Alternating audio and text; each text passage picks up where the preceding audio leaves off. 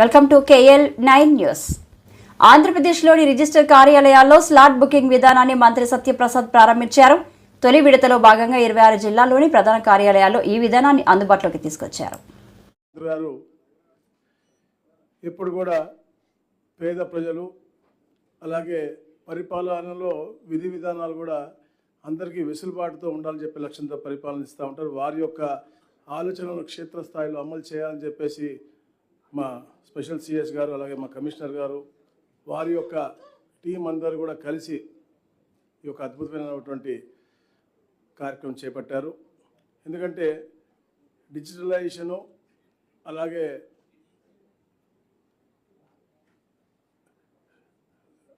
మా general admission integrate చేస్తే అలాగే కేవలం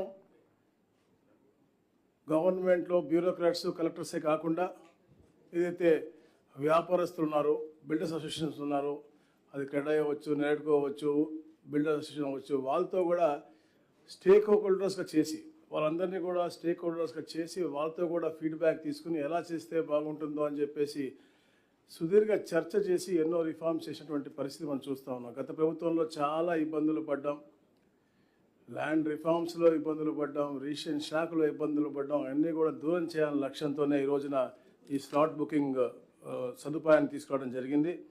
ఎందుకంటే ఈ వెబ్సైట్లో ఈ స్లాట్ బుకింగ్ మాడ్యూల్ ద్వారా ఏ రోజు వీలుంటే ఆ రోజు, అంటే వెళ్ళి గంటల తరబడి రోజుల తరబడి నుంచుని వెనక్కి వెళ్ళిపోయిన పరిస్థితి మనం చూసాం. కానీ ఇప్పుడు ముందుగానే అప్లోడ్ చేస్తాం కాబట్టి ఆ మాడ్యూల్ ద్వారా వాళ్ళే దాన్ని అప్లోడ్ చేయొచ్చు, వాళ్ళే టైప్ చేసుకునే విధంగా పెట్టాం కాబట్టి వాళ్ళే చేసుకుని తప్పులున్నా కూడా దాన్ని సరిదిద్దుకునే విధంగా చేసి చెప్పిన సమయంలోనే వెళ్ళి, అంటే ఎప్పుడైతే స్లాట్ వస్తుందో ఆ స్లాట్ సమయంలో కేవలం 10 నిమిషాల్లోనే వాళ్ళు అమ్మే వాళ్ళు అవ్వచ్చు, కొనే వాళ్ళు అవ్వచ్చు, అలాగే వాళ్ళ సాక్షులు ఉంటారు, అందరూ కూడా కేవలం 10 నిమిషాల వ్యవధిలోనే పూర్తిగా అయిపోయే విధంగా వచ్చిన వాళ్ళు మంచి వాతావరణంలో సత్వరంగా పనిచేసుకుని వెళ్ళిపోయే విధంగా, అలాగే ఆటోమేటేషన్ కూడా అయ్యే విధంగా. ఎందుకంటే ఈ రిజిస్ట్రేషన్ డిపార్ట్మెంట్ని అనుసంధానంగా ఉన్నటువంటి అన్ని డిపార్ట్మెంట్ కూడా ఇంటిగ్రేట్ చేస్తూ ఉన్నాము. MAUD DTCP మాత్రం ఇప్పుడు జరుగుతూ ఉంది, అది కూడా ఒక నెల రోజుల్లో పూర్తి అవ్వబోతూ ఉంది. దాని ద్వారా అంటే మంచి ఫలితాలు ఇవ్వాలనే లక్ష్యంతోనే ఇవన్నీ కూడా అనుసంధానం చేస్తూ ఉన్నాం. దాంతోపాటు గౌరవ స్పెషల్ చీఫ్ సెక్రటరీ గారు వచ్చిన తర్వాత పోడియంలు తీసేసి అందరూ కూడా అంటే సమానమైన గౌరవం కల్పించాలని లక్ష్యంతో పనిచేశారు.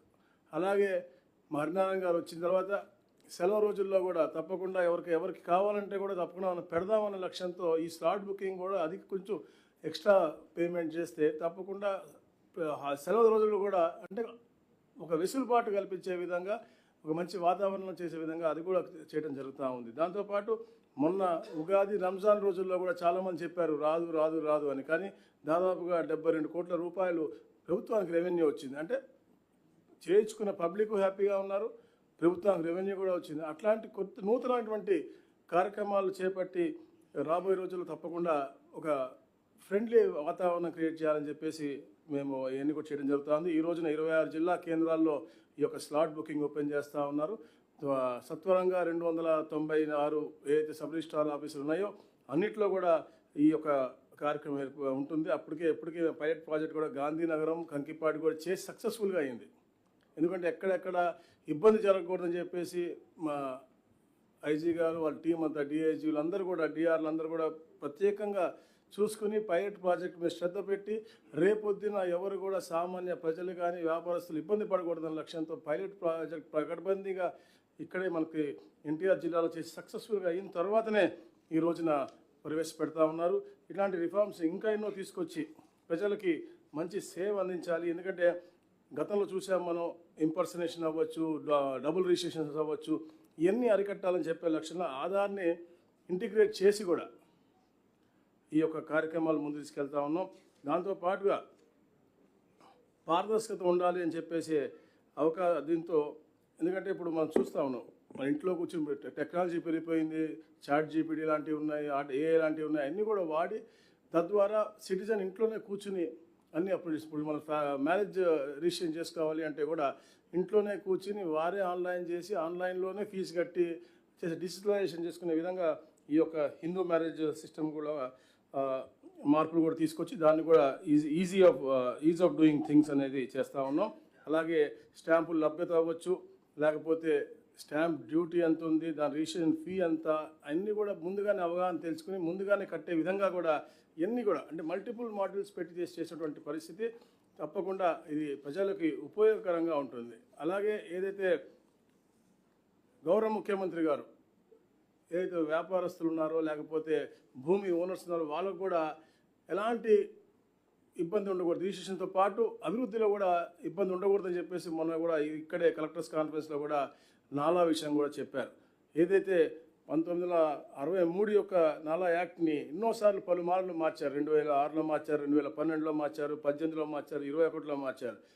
వివిధ ప్రభుత్వాలు వచ్చినప్పుడు వివిధ రకాలుగా పెట్టి కొందరు తీసుకుని చేశారు, కొందరు తీసుకోకుండా చేశారు, ఇంకా పెండింగ్లో ఉన్నటువంటి ఉన్నాయి. తప్పకుండా నాలాని కూడా అంటే ఇన్ని స్టెప్స్ ఆఫ్ క్లియరెన్స్ ఉండకూడదని చెప్పేసి, ఎందుకంటే ఈజ్ ఆఫ్ డూయింగ్ బిజినెస్కి మారుపేరు ఈ ప్రభుత్వం కాబట్టి అలాంటి అడ్డంకులు లేకుండా ఇంకొక టైర్ ఆఫ్ పర్మిషన్స్ లేకుండా నాలాని కూడా రాబోయే రోజుల్లో అంటే జీవోంలో పెట్టాము. రేపు డిస్కస్ చేసి యాక్ట్ మా అమెండ్మెంట్ చేయాలి కాబట్టి మేము మా స్పెషల్ సిఎస్గా అందరూ డిస్కస్ చేసి నాలా ఎలా తీసేసి అంటే గౌరవ ముఖ్యమంత్రి గారు చెప్పారు దాన్ని తొలగించి దాని ప్లేస్లో ఏదైనా నామినల్గా single time one time development ఛార్జెస్లో పెడతాం తప్ప నాలా అప్రూవల్ కోసం వీళ్ళ ఆఫీసుల చుట్టూ తిరగకూడదని చెప్పేసి ఒక ఆలోచనతో అంటే ఒక ప్రోయాక్టివ్ ప్రోగ్రెసివ్ గవర్నెన్స్కి నిదర్శనం అది. అంటే నాలా అప్లై చేసుకోవాలా, వాళ్ళ ఆఫీసు చుట్టూ తిరగాలి, అది రాకపోతే మళ్ళీ ఇంకో ఆర్డీఓ ఆఫీస్కి పోవాలి, అక్కడికి పోయి చెప్పుకుని ఇన్ని ఇబ్బందులు పడకూడదు అని చెప్పేసి విషయంతో గౌరవ ముఖ్యమంత్రి గారు ఈ డెసిషన్ తీసుకున్నారు. ఏదైతే నాలా పెండింగ్ ఉందో 2006 నుంచి కూడా కొన్ని ఉన్నాయి, వాళ్ళ మీద కూడా నేను చెప్పాను మా అధికారులు స్ట్రింజెంట్ యాక్షన్ తీసుకుంటాను. అప్పటి నుంచి పెండింగ్ ఉన్నాయని కూడా వన్ టైం సెటిల్మెంట్ కూడా గౌరవ ముఖ్యమంత్రి గారికి ఒక అవకాశం కల్పించారు. ఏ రోజునైతే ఆ పెండింగ్ ఉందో ఆ రోజు ఉన్నటువంటి ఫీజే మాకు కట్టమని చెప్పాము, ఎక్కడ కూడా పెనాల్టీ కూడా అవసరం లేదని చెప్పాము. దానికి కూడా మొత్తం రూల్స్ అన్నీ కూడా మేము రిలీజ్ చేస్తాం త్వరగా. తప్పకుండా నాలా ఏదో పెండింగ్ ఉన్న అందరూ కట్టుకుని ఏదైతే ప్రభుత్వం గైడ్లైన్స్తో వస్తుంది, ఎందుకంటే గైడ్లైన్స్ ఫ్రేమ్ చేస్తా ఉన్నాం నూతన పాలసీ మీద జీఎంలో కూడా డిస్కస్ చేసి అంటే ప్రజలకి బిజినెస్ మ్యాన్కి ఎక్కడ కూడా ఇబ్బంది ఉండకూడదని చెప్పేసి లక్ష్యంతోనే పనిచేస్తూ ఉన్నాం. అలాగే ముఖ్యంగా అయితే ఇవాళ చూసాం మనం ఒక పేపర్లో పోయినసారి కంటే కూడా 800 కోట్లు తక్కువ వచ్చింది రిజిస్ట్రేషన్ శాఖ అని.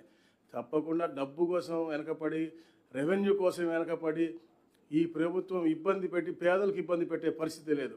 గత ప్రభుత్వం ఎలాంటి అరాచకాలకు వెళ్ళిందో మనం చూసాం. భూమి విషయాల్లో అన్ని వివాదాలు, దొంగ భూములు రిజిస్ట్రేషన్ చేసుకోవటం, అలాగే ఎవరి భూమి పెడితే ఇంకోలు చేయటం, ఈ రోజు గ్రీవెన్స్ ఇన్ని లక్షలు వస్తున్నాయంటే గత ప్రభుత్వం యొక్క వైఫల్యం. చంద్రబాబు నాయుడు గారు పారదర్శకంగా చేయాలి, తప్పకుండా ఎక్కడ కూడా భూ వివాదాలు లేకుండా అన్ని గ్రీవెన్స్ సాల్వ్ చేయాలి అని చెప్పేసి ప్రతి వారం ఒక రివ్యూ పెట్టుకుంటా ఉన్నారు. మనం చూస్తూ ఉన్నాం గ్రీవెన్స్లో 60-70% కేవలం ల్యాండ్ రిలేటెడ్ వస్తూ ఉన్నాయి. అలాంటి రాకుండా ఉండటం కోసమే ఎన్ని రిఫార్మ్స్ చేస్తున్నాం, డిజిటలైజేషన్ చేస్తూ ఉన్నాం.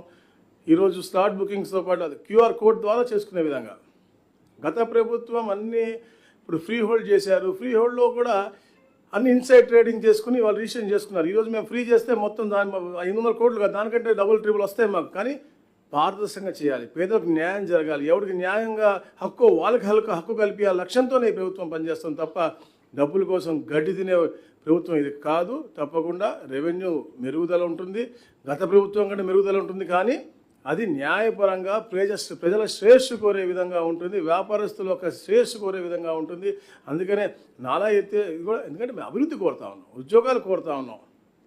ఈ కన్వర్షన్ల మూలంగా లేట్ అవుతూ ఉంటే అభివృద్ధి ఆగిపోతూ ఉంది, ఇండస్ట్రీలు రావటం ఆగిపోతూ ఉన్నాయి, కన్స్ట్రక్షన్లు ఆగిపోతూ ఉన్నాయి. అందుకని దానికి ఏం పెడితే బాగుంటుంది, వాళ్ళకి ఎలా ఉంటుందని చెప్పేసి అందరితో కూడా డిస్కస్ చేసి ఇలాంటి రిఫార్మ్స్ తీసుకొస్తా ఉన్నాం. తప్పకుండా జీఓఎంలో కూడా ఇవన్నీ డిస్కస్ చేసి ఒక మంచి పరిపాలన మనకి రెవెన్యూ ల్యాండ్స్ డిపార్ట్మెంట్లో అలాగే స్టాంప్స్ అండ్ రిజిస్ట్రేషన్ డిపార్ట్మెంట్ రెండు కూడా ఒక సులభతరమైన ఈజ్ ఆఫ్ డూయింగ్ థింగ్స్ లాగా చేసే దిశగా తప్పకుండా ఈ కూటమి ప్రభుత్వం ముందుకు వెళ్తుంది.